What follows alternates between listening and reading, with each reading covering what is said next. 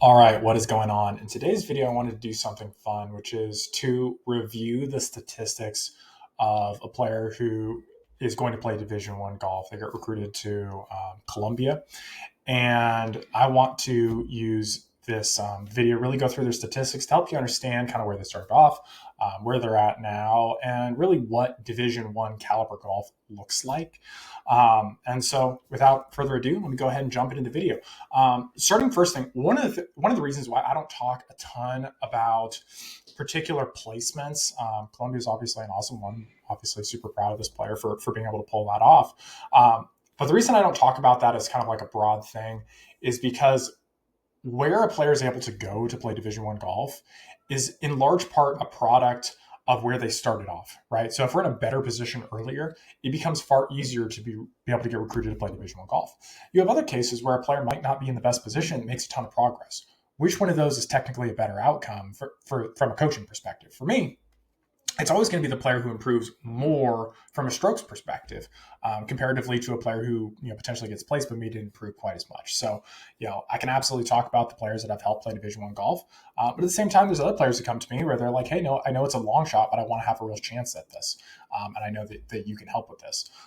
And so, I'm perfectly happy to help those players as well. Anyway, I just want to kind of address that in this video, just so you guys understand a little bit better how this stuff all works together. It's very rare that it's a neat. You start working with a player who's not that great, and then you make them amazing, and then they get recruited to Stanford. Usually, that's not how this goes. Usually, if a player is a little bit better off, sometimes you have a lot of improvement. That's obviously fantastic, and those are great examples. But then sometimes you have a player where you're able to help them move around a little bit better, right? It's like they're already good and you made them a little bit better. That sometimes has a really big outcome as well. So anyway, without further ado, let's go ahead and hop into the statistics here. So the first time we ended up looking at this, a penalty rate of 3.3%, greens and regulation about 51%, scrambling about 37%, free putts about 7%, and birdie conversion rate about 27%. So translation for that is we're hitting about half of our greens, pretty high birdie conversion rate, okay three putt rate. It's a little bit higher than I'd like, but it's not anything too crazy. Scrambling's about average, and penalty rate is kind of really about average, to be honest. And so looking at that, that's part of the reason the players started working with me in the first place, where they're in a good spot overall. But we need to be able to kind of accelerate this a little bit. So at the same time, compared to practice, practice they're able to do substantially better. In large part, this is one of the things that a lot of players come to me or parents come to me where it's like, hey, we've got this discrepancy between, we play really good in practice and we struggle in tournaments. One of the reasons I'm really big on looking at the statistics behind this is so that the player understands, okay, where are we losing these shots and where do we need to put our focus in tournaments, right? Because it's not that we suck at everything in tournaments, right? One of the things I typically see, and you guys can see it in this set of data, players tend to have a higher birdie conversion rate than in tournaments than they do in practice, right? So for whatever reason, they have more incentive. They feel like to make birdies are a little bit more focused on the greens. That said, scrambling almost always drops off in tournaments because when you're playing your home golf course, you know where to miss, versus you play in a tournament, you don't know where to miss. And so a lot of the time people make the mistake of saying, oh, this is a mindset issue. And it really isn't the case, right? So we always want to be looking at this from a data-driven perspective, not from an emotions. I always get the most concerned when I have a parent or junior golfer who comes to me and they say, I already know what it is.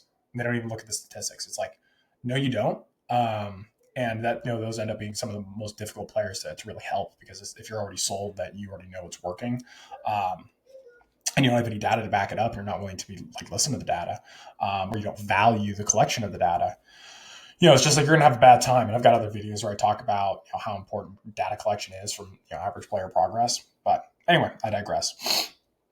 Scrambling, greens regulation, it's kind of a toss-up. Sometimes it's better in tournaments, sometimes it's better in practice. In general, it should be easier in your practice setting, just because you know how the greens are set up, versus in tournaments, it's a little bit less complete information, right? And so it's really important that when we're kind of distinguishing between those two initially, it's like, all right, why do we have these problems? It's not just, hey, greens regulation is lower, or scrambling's better, or whatnot. It's being able to zoom in and identify why, right? Are we executing on things the way we wanted to, and we're just getting a bad outcome because maybe our preparation needs to be a little bit better? Or is it, hey, we're so nervous, like we can't even execute on the shot, right? Those are completely different problems, but they can take the same symptom of higher scores in tournaments, right? So anyway, this is where this player started off. To be clear, this was back in, got a little trend report here. Yeah, so we started working together in April here. Had a scoring differential of negative 1.8. We're in the 4.12 percentile in his class. Ranking ticked up a little bit relative to his class. That's because more players are in the class by about 800 players. So he dropped off just a couple spots, got to a scoring differential of negative 3.03. He's in the 3.27 percentile. And so obviously not the most progress. It's like, we're looking at about 1.2 shots over the course of, we got May, June, July, August, September, October, November. So, that's over a 7-month period of time. We improved by about 1.2 shots. Definitely not my hardest flex as far as being able to help a player improve by a substantial number of shots. I've got other players on this channel where I've helped them improve by like 4 shots in a quarter, or 7 shots over the course of the year. So that's why I was kind of saying, it's just like, this isn't as it's not always perfectly linear. There's all sorts of different circumstances. But anyway, you kind of see the main thing that we focused in on here. Penalty rate, kind of benefited and moving in a good direction. The main thing was greens regulation. When I look at this set of statistics, I say the main thing we need to do is get greens regulation up. Now, for him, he had a really solid summer here, and so being able to get greens regulation up was a big part of that. The other thing we kind of emphasized was making sure we got better within a tournament preparation perspective of knowing where to miss. This is kind of the most overlooked thing that I see with junior golfers. Is understanding how to run a practice round and understanding how to actually adequately prepare for a tournament. A lot of time we just go out there and hit a bunch of shots, or we just go play for a score. But we don't really have an agenda with it, or like we spend like 20 minutes on the green just hitting like random lag putts. Never mind that we don't know where the pin's going to be, and also we don't know how fast the greens are going to be, so that's kind of useless. It's like we hit a good tee shot and then that's it. We're not considering like, where are my bailouts off the tee? Where are my bailouts on my approach shots? How easy is it to get up and down from these different scenarios, right? Those are the things that are a little bit more important. So anyway, for this player, we were able to get his greens and regulation up. We also got his scrambling up, which helped. Those are kind of a byproduct of the same set of skills. 3 putts also came down. We were working on a couple of different drills to really bring that down. That was kind of a nice passive thing that happened. And birdie conversion rate went way up. So that's a big part of why he was able to shoot really good scores during that time period. And you can see the projected score was down under par, which is obviously really, really great. Now at that point, we still wanted to continue to improve greens regulation. At 37%, you can't beat that. That's where Scotty Scheffler's at. That's where Rory McIlroy's at. 2%, 3%, 3 putts, not going to beat that. That's really, really good. 54% scrambling. Could you do better than that? Sure. But it doesn't really matter a whole bunch when you're hitting that many greens. Not really. Penalty rate, 1% to 0%, doesn't really move the needle at all. So greens regulation, again, is the main thing. Now, in August, greens regulation dropped off a little bit. You can also see scrambling dropped off a little bit. Reason for that is he was really struggling off the tee. So we were hitting it in the trees a lot. He was playing in an environment where you had a lot of trees. So a lot of trees there. And so that resulted in a little bit of a drop off on greens regulation. And so the main thing that we ended up focusing on was getting a little bit more of an effective tee shot strategy, really biasing toward one shot shape. Ironically, one of the things we ended up working on was literally aiming, of like how you needed to aim your driver. Because if I recall correctly, he was hitting what felt like a lot of poles, but he was trying to hit a draw, and he was pretty much aiming straight. And so he ended up in the spot where it's just like, hey, either I hit it straight and it's great, or I draw it a little bit and it's okay. But if I have any amount of curve on this golf ball, I'm in the trees, right? And then I get scared of that and then I hit it right. And so we got him aimed a little bit further out to the right to allow a little bit more curve off the tee. And that kind of brought him to where he's at right now, which is he's hitting about 71.6% of his greens, which is awesome. My gold standard, 70%. Penalty rate hasn't really changed, right? But he's better off the tee because he's actually in play a little bit more. And scrambling's kind of in the similar range, right? So 50% when you're still hitting 13% of your greens, you're making 2.5 bogeys around. It's not bad at all. Same 3-putt rate, so we're able to hit more greens and 3-putt the same percentage, which is awesome, right? And 3-putt rate, birdie conversion rate actually improved a little bit, right? So we are down from this overall high here with a scoring, projected scoring average 71.85. We're a little bit up to 72.3, but this 72.3 is a lot more stable because we're hitting so many greens. Comparatively for him back here, he had to make a ton of birdies to make up for where he was at, right? And so when that inevitably fell off, that had a pretty substantial negative effect on his scores. And just making birdies on a round basis is not something you want to bet on. Comparatively to hitting a bunch of greens, well, that makes life really, really easy. That's part of why Scottie Scheffler is the best player in the world. So this is really what this process looks like. Obviously, with different players, the numbers are going to be different, right? This player is, fairly elite. A lot of my better players, the main thing we're concerned about is getting better with their ball striking, developing a more consistent pattern, being able to appropriately adjust and prepare for tournaments, adjust with particular conditions. Usually ends up being that and making more birdies, which is kind of our priority basis right now. You can kind of see this in green. We want to get the birdie conversion rate up. For him, we're not making enough middle distance putts. And so that's a big part of what we need to be able to improve on. Also go ahead and show you guys on Junior Golf Scoreboard. Over here, these are the tournaments that he's played in this past year. Scoring average 73.4. So as you guys can see, right now we've got a scoring average of, or projected scoring average of 71.3. We've got an actual scoring average of 73.1. And so for me, that tells me it's like, hey, if we play more events, assuming we don't make any sloppy mistakes and compound errors, this scoring average is going to continue to trend down. This scoring differential is going to continue to trend down.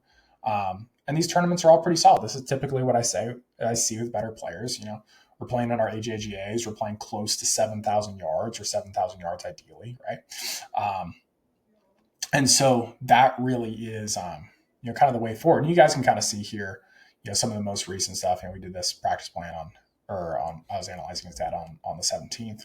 So see this last, 4 rounds of golf, 5-6 rounds of golf. It's like you got 66, 76, 73, 70, 71, 69.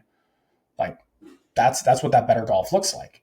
When we look at that August number, what do we have, right? So we have, 75, 74, 73, and that's kind of like better direction here. But we had 78, 72, 75, 73, 72, 70, 73, 75, 70, kind of tough, right? Now we got the 65 in here, we got the 71. But some of these higher numbers here initially, part of the reason I started working with this player because a little bit of a rough stretch, right? So, but this is what it looks like, when a player ends up playing Division I golf. So I want to make this video to kind of help you guys understand like what this actually looks like. And as crazy as it sounds, like how simple this is. Now, big picture, it's simple, right? We need to get ranked. We need to play in the right tournaments, get our scoring differential to the right range. For context, and this player had like 13 programs reaching out to him June 15th, sophomore year, like right away, right? So, that, and back then he had a scoring differential like negative 2.5 or something like that. I don't remember exactly what it was. But knowing that, it makes this stuff really, really simple, right? We just say, hey, I need to get to that number. And it's like, well, what does that number look like? Well, we need to play generally a good distance golf course. And it's going to be different for your child, right? It's like if they're 12, roadmap's a little bit different, right? Still important to be there and be thinking about this ahead of time and like actually applying a plan. But roadmap's going to look different. We want to get down to that 72 to 74 scoring average. That's really what I like to see for the players that I'm going to work with who are going to play Division I golf. And that's about it. And it ends up looking like this. Like this is just a real set of statistics that have dynamically changed over time, but this is about what it looks like. So I hope this video helps you understand a little bit better about what's required to play Division I golf. And if you want me to work with your child, you want me to help you and help them implement this process and get into all the little details about how to actually move each one of these numbers in an efficient way, not just go and hit balls forever on the driving range, which is not my methodology at all. If that's something you want help with, there's a link below. Fill it out. There's an application to work with me. Make sure that your child is in a position where I can actually help them. Kind of walk you through what that looked like, and be able to schedule a call and be able to talk it over. On the flip side, if you're in a situation where you are looking for help specifically with tournaments, because we're going into 2026 right now, we need to be setting up our tournament schedule. If that's something you're a little bit in the dark with, I've got another link below where you can get my tournament scheduling framework. It's $147 right now. It might change in the future, but that's what it is right now. And honestly, like if you go through that, if it saves you even one tournament, it pays for itself. Right. So just a couple of options for you guys. If you want more direct support, you want me to just do this whole process for you guys. So your child just needs to go out there and work at it. Application below. If you want a little bit of help with tournament schedule, just kind of like the high level, getting this stuff started, getting your child ranked. Got the other link below there as well. Hope you guys enjoyed this one. Go ahead and check out some of the other videos on this channel, especially the case studies, just so you can see a few different examples of what these numbers can look like and what we're working on with individual players. So hope you guys enjoy this one, and I'll see you guys in the next one.